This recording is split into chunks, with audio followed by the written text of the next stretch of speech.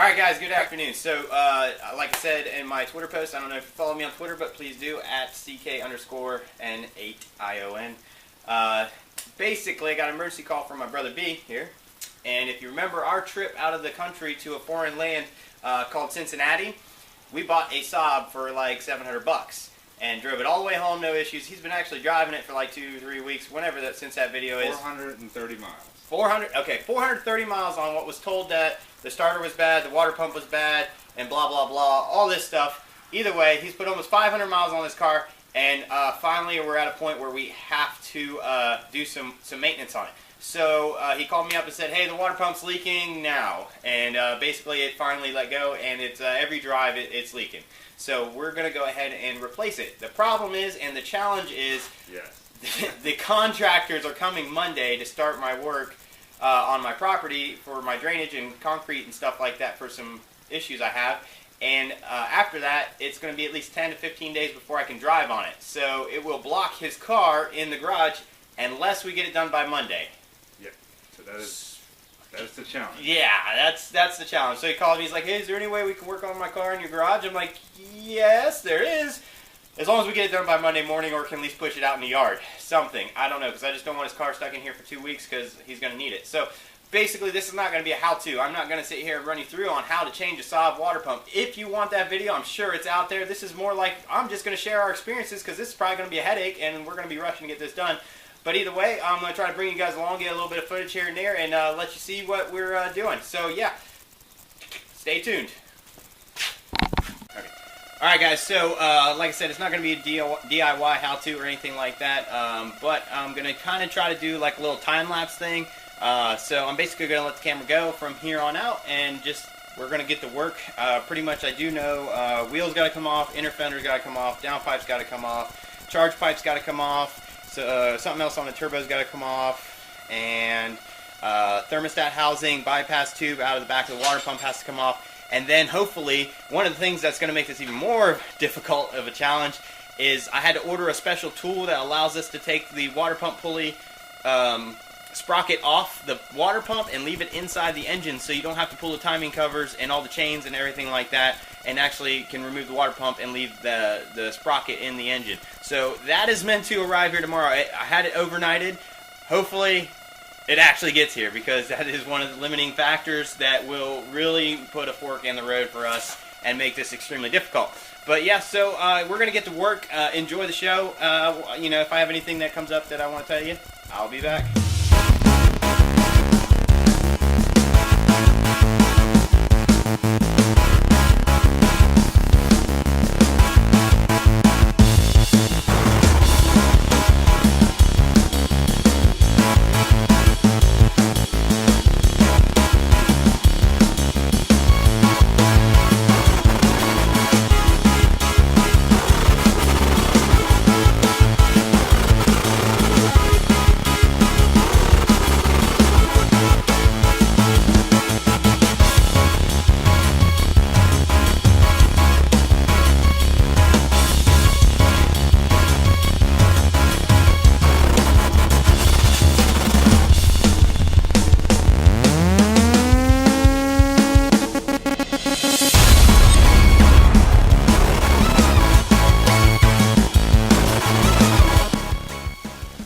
Alright guys, so we're in this pretty good, and I'll tell you what, one thing about Saab, I don't know if it's because it's owned by GM or what in these years, but we're having a hard time distinguishing whether it's standard or metric, because at times it seems like it takes metric stuff, and at other times it seems like it takes standard stuff.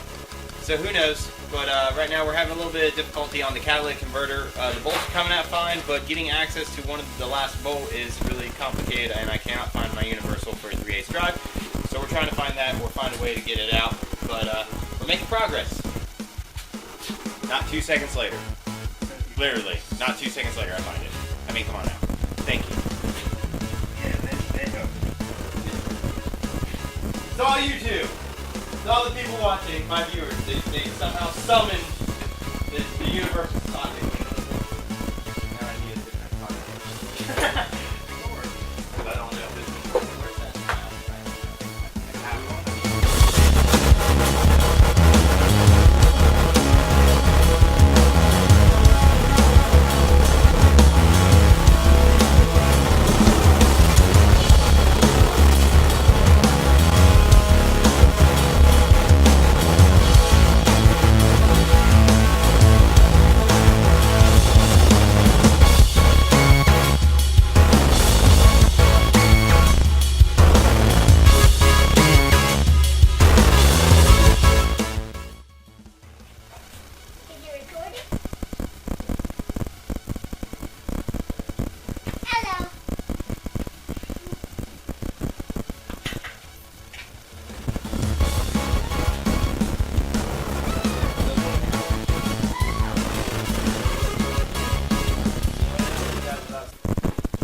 I win! The Demon Bolt! I got it!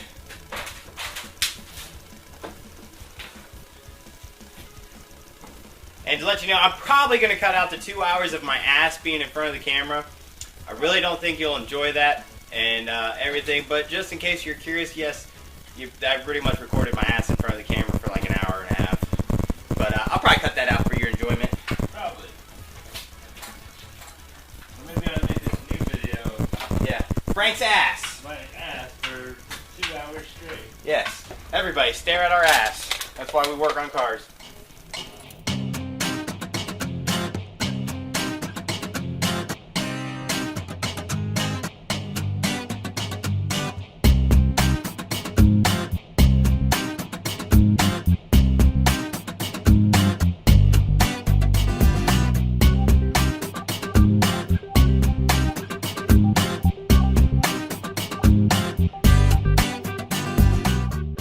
Anyways, we made some really good progress. We're to the point where we got a bracket, the feed line, the bypass tube, the thermostat housing, and then the water pump.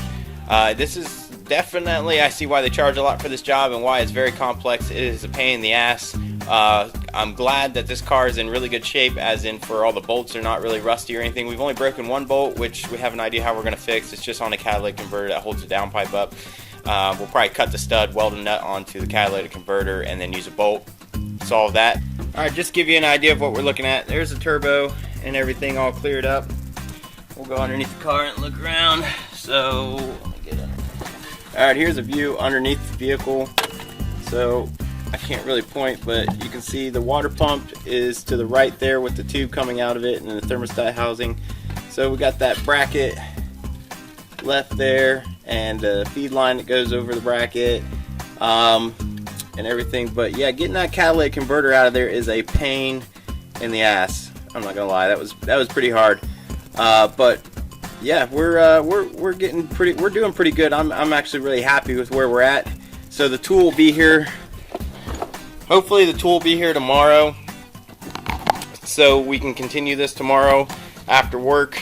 We're going to basically get the rest of the bracket tube and stuff like that, thermostat housing, bypass tube, to the point where we can actually start removing the water pump. So if we can get the water pump out tomorrow, and maybe even the new one in, then Saturday after the drift event, because you know I'm not skipping that. That is definitely happening. We will get back to work and everything, and we should be able to have a good solid 4 or 5 hours to do some work there. And if we have the water pump in tomorrow, Saturday, it'll just be reinstallation and fixing that bolt on that catalytic converter. So hopefully we can have everything wrapped up by Saturday night or Sunday. Sunday, I'm not going to be able to go to the second drift event. We're going to knock this out and get this finished because of our deadline by Monday. But it's a late night. No, I won't get to add any of this footage. I'm probably going to have to do this on Monday. So there won't be any uploads for Saturday and Sunday. I apologize, but I will upload this Monday and then hopefully get the drift event footage edited and up by Wednesday. But yeah, thanks for watching. I'm going to go ahead and close out for tonight and continue this tomorrow. Take care. Alright guys, we're back today. Oh, I don't have my microphone. God damn it. There we go. Now we have stereo sound. Alright guys, so we're back today to try to get cracking on the Saab water pump project. We stopped last night about 10 o'clock after a few hours, good bit of work.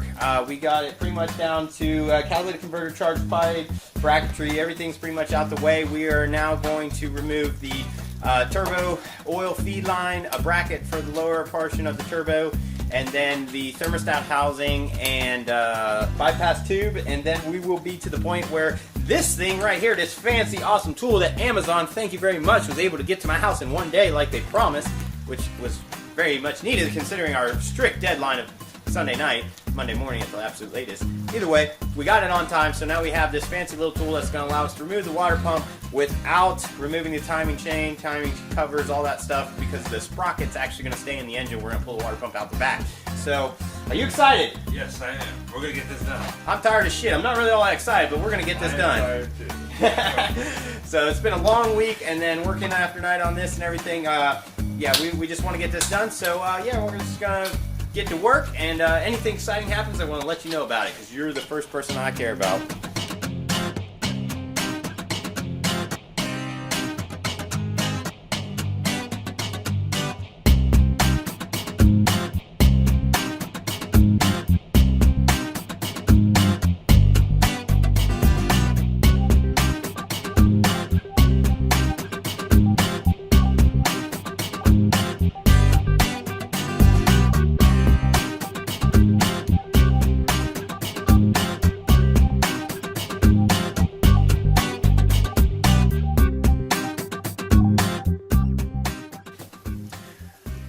Alright guys, after a couple hours and whatnot, yeah, still a pain in the ass. But anyways, the water pump is about to come out. I will say what is sketchy about this job is the 3 bolts that hold the sprocket onto the water pump. Even with the tool, there is a chance those bolts could fall down in the timing cover. I didn't really like that too much, so that was really nerve-wracking. I don't have and couldn't locate a magnetic 10mm socket. I kind of made my own by crushing up a magnet and sticking it in the socket and then trying that. It actually worked. I did get the bolts out, but reinstallation is going to be interesting.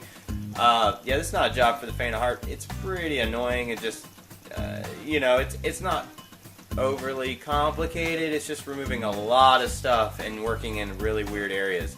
But we're getting it done. We're about to pull this water pump and everything like that. Just want to give you a little update. The tool worked great so far. It holds the sprocket. It fit, cheap, easy to work with, and is going to allow us to pull the water pump without pulling the whole timing cover and timing chains and all that stuff, which is nice.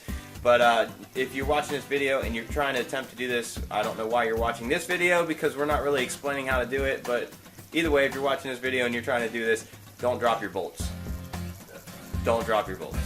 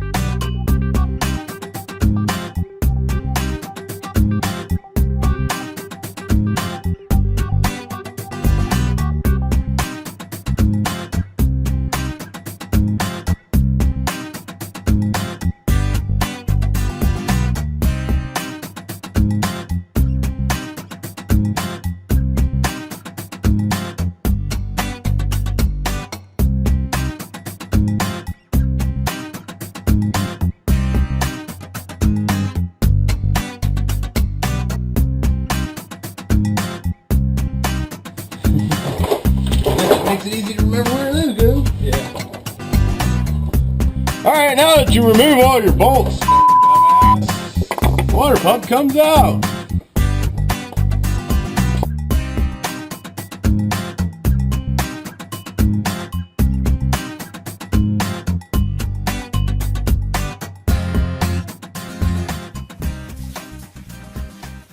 I'm the master! I conquer everything! Or at least I got the water pump out. I don't know what to do next. Oh wait, yeah, we'll just put a new one on. I hate that thing with a passion. I hate it. You should too. Alright guys, so that's going to close out the second day of this project. We're, I would say, a little bit behind. I was really hoping to have the water pump back in and maybe working on getting the catalytic converter and some of the exhaust components in. But due to the trickiness of getting the 3 bolts that hold the sprocket off because of, I'll be honest, I was a little timid because I did not want to drop one of them bolts down that timing cover. So yeah, it took quite a while of trying to makeshift a magnetic socket since we couldn't find one and getting those out.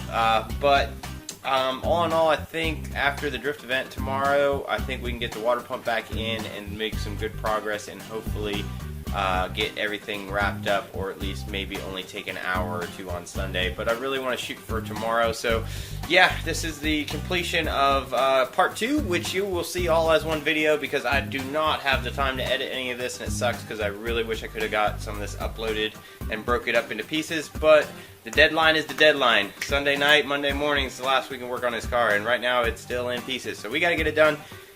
And I apologize you guys got to wait, but yeah, that's just the way life is sometimes. Not as fun for me either. Alright, later.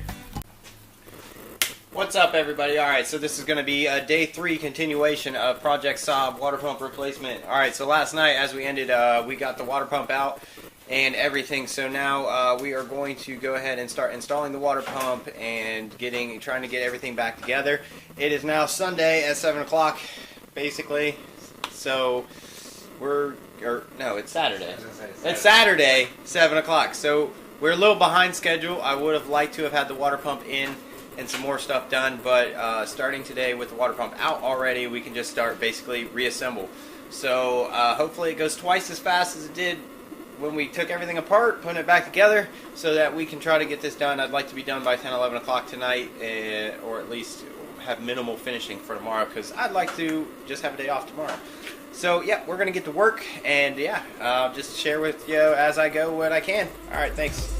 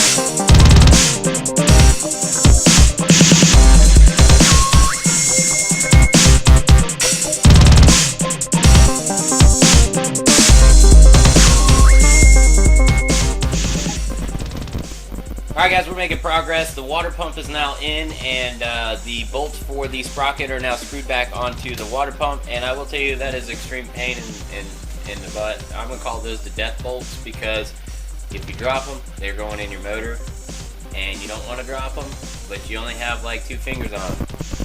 So it really was kind of a pain to do that, as I knocked my camera all over the place. But it really was a pain to do that, but I went and got these, which these are magnetic inserts for sockets. For metric, the part number is 941350. There's a shot of it. I will say this is a lifesaver because I was able to slip this in my socket since I couldn't find a magnetic socket, and this really helped me on the installation. So if you're doing something like this, you need this. If you're not doing something like this, but you need a magnetic socket, you need this. I'm just saying, it's very handy. Throw it in your toolbox. Not that I'm sponsored by Craftsman or anything, but it's a really good tool. It actually worked for once. But yeah, I'm going to keep going forward. We're trying to get the thermostat housing back in, and the bypass tube, which then we'll be able to move forward to getting like the turbo feed line and coolant line back on, and then slowly move towards the exhaust. And I mean, really now things should start moving quicker, because now it's just, it's not a lot of stuff that was taken out per se. It was just the complexity to get those things out. Excuse me, the complexity to get those things out. So we're gonna keep pushing forward, and I'll let you know what's going on as it happens.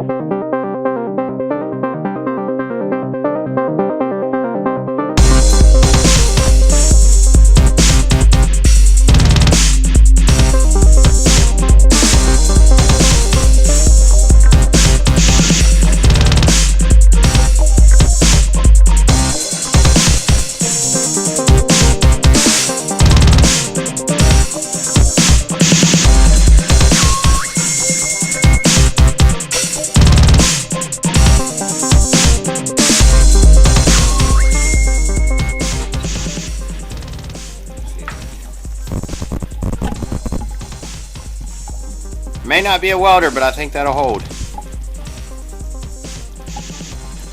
Good enough for me. Alright, sorry I haven't been doing much recording since the last time I checked back with you guys, but we've been just going really hard trying to get this thing done. It's like going on 2 in the morning, 1:30, and everything. We're about to fill it up with some coolant and fire her up. Everything's back together. All the minor little issues we came across we were able to fix. So yeah, so now it's a complete engine again. Got everything back together, all the heat shields, all the coolant lines, everything. So yeah, it's been a fun little project, but we're hoping we're gonna fill this thing with coolant and everything's gonna be just peachy.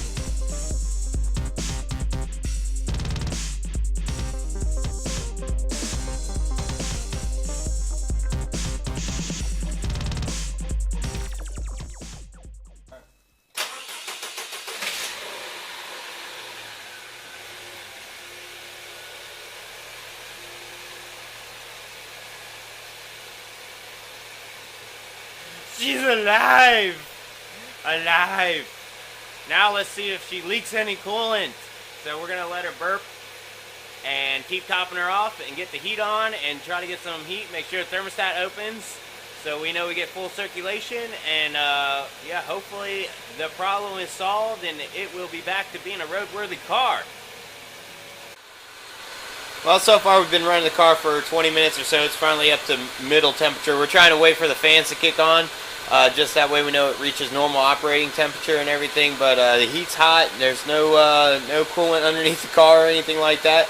So far, everything is looking like it is going the way it should be. She's purring like a kitten, I mean, which is always a good sign, and everything. So hopefully here soon we'll be jacking the car down, and he'll be able to get on out of here and get out of my garage. Alright guys, so we have officially let the car cycle like 3 times from the fans and everything. Nothing underneath of it. We turned it off, nothing underneath of it. Temperature's nice, solid. The coolant reservoir level's steadied out right where it should be. So, you know, he's going to go ahead and take the car home, and, you know, we'll know how it is after a couple days. But at preliminary checks, everything looks good. Let's get her out of the garage. I'm so excited. So, yeah. We made our deadline. It is 2:30 on Saturday night, technically Sunday morning. But all jokes aside and whatnot, you know, hey, you know, I now have Sunday to myself to do whatever. So it was a long night, but we got her done. Let's go slow on this bottom because they rub a little bit.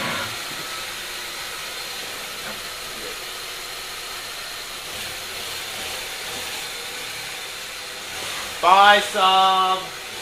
It wasn't that fun, but I'm glad we got it done. Alright, so there you seen the Saab's leaving the garage, and now this place is even more of a mess than I made it, but hey, it needs done. So I'm going to close this video out now. I know it's probably going to be long. I'm trying to edit down decently and everything like that, I'll probably upload this first and then follow it with drift footage. But yeah, thanks for watching. I hope that this was entertaining, or at least you got to see the craziness that sometimes happens when you have emergency maintenance that needs done and very strict deadlines. We made our deadline. We got it done. That's what usually happens in Frank's garage. It's just how it is.